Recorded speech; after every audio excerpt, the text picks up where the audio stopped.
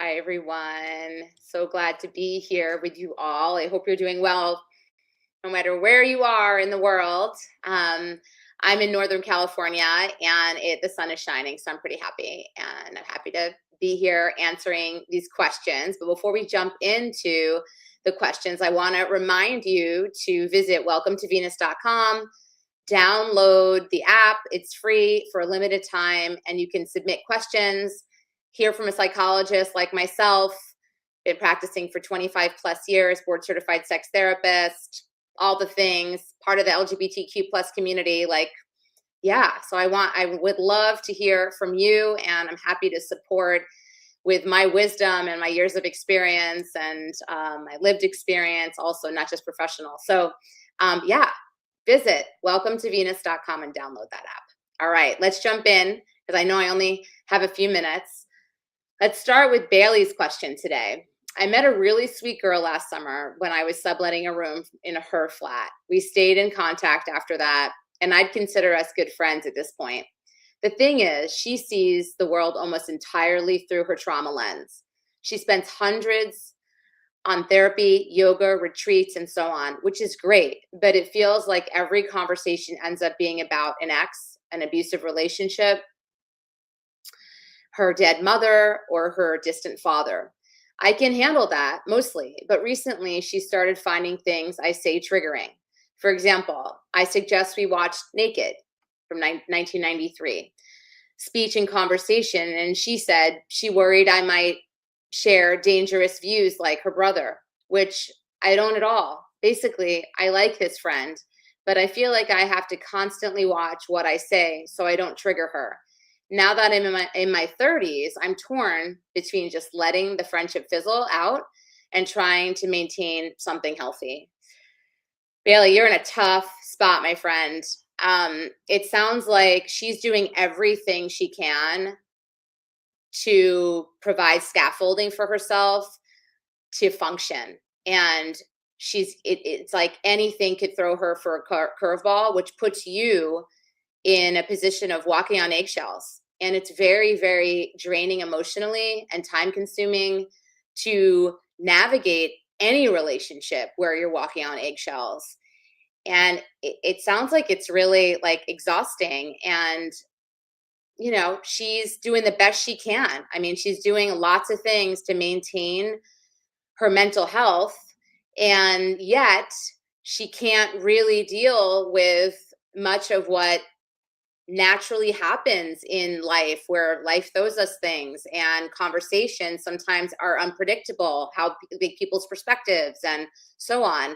And we have to be able to have enough resources internally to self-regulate, stay grounded, regulate our nervous system, and engage in different conversations and perspectives with people who have possibly differing viewpoints. And to avoid those situations, it's really tough because they're all over in life. So I just think that it sounds like if it's really weighing on you, which it sounds like it is, and you've done like a lot to be supportive of this friend and to stay in relationship with this friend, and it's been an ongoing issue, and you're walking on eggshells, it sounds like it may either you feel like she could possibly sit down and be receptive to your experience and making a suggestion of how maybe you could both navigate this differently. And if it feels like you don't think she's resourced enough to do that, and maybe she'll feel overwhelmed by it and so on, and you're not feeling invested in the relationship to that extent, you may just let the relationship naturally fizzle out. And instead of trying to maintain something that isn't healthy, lots of relationships take their course and they don't last forever. I think more often than not, they don't last forever, and that's okay. Not everybody's meant to be in our lives forever. So remember that too, that it's okay for a relationship to have a beginning, like a friendship, to have a beginning, a middle, and an end. Any relationship, romantic relationship too. And it doesn't have to last years and years and years for you not to have gotten something really beautiful out of it and to recognize how it's not working for you any longer. It's okay. All right, Bailey, good luck to you. Thanks so much. CC. submitted a question. Here we go. I've been seeing someone for a year and it's going great, but I can't stand their friend group.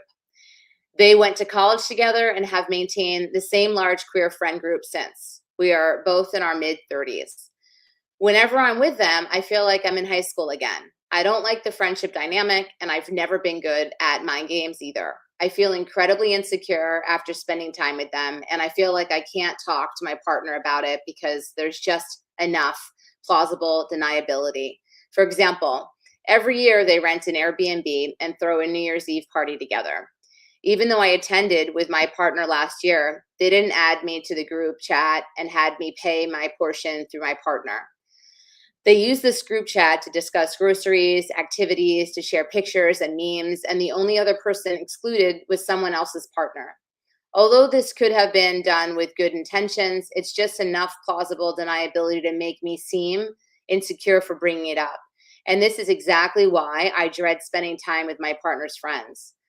On the other hand, I know that a big queer friend group is hard to find, so I understand why they're protective with newcomers. Am I holding on to high school loser feelings? Should I power through until they accept me? Or is this a sign that I should hold out for someone meant for me?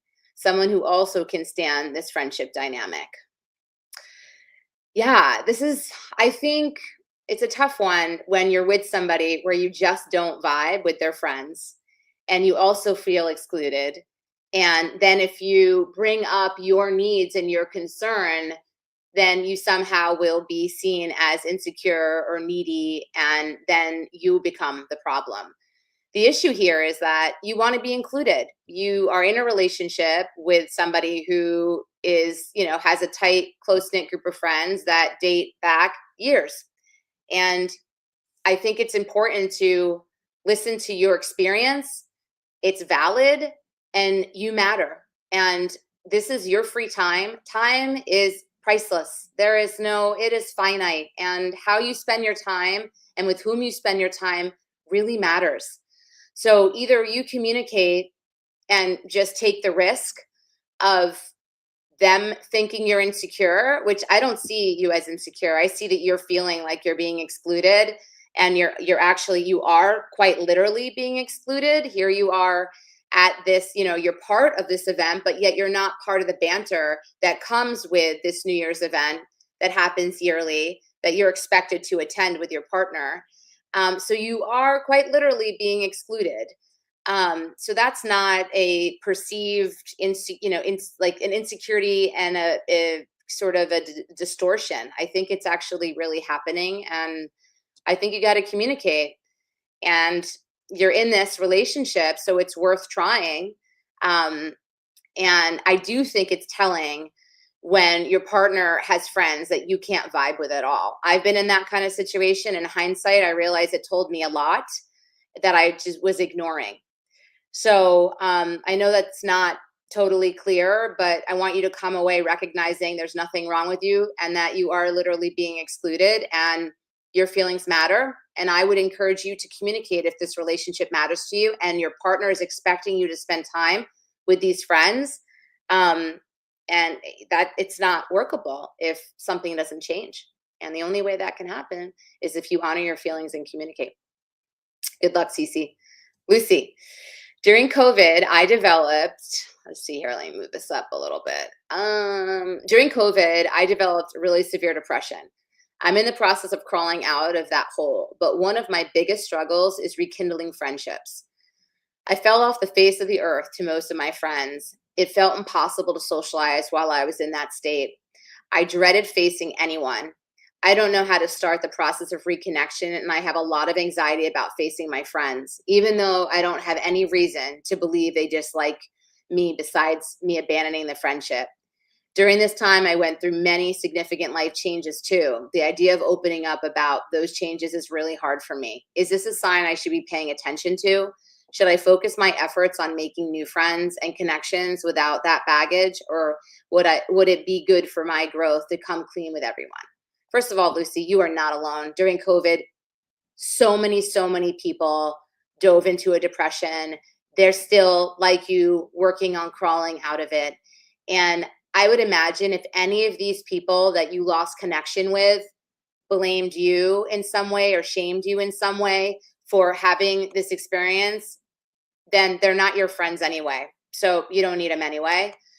I think that if there are people that you are regularly thinking of and missing the friendship, and what's holding you back is fear that they're going to be judgmental of what you went through during this period the last few years, or the fact that you actually became depressed secondary to COVID, which was again challenging for so many.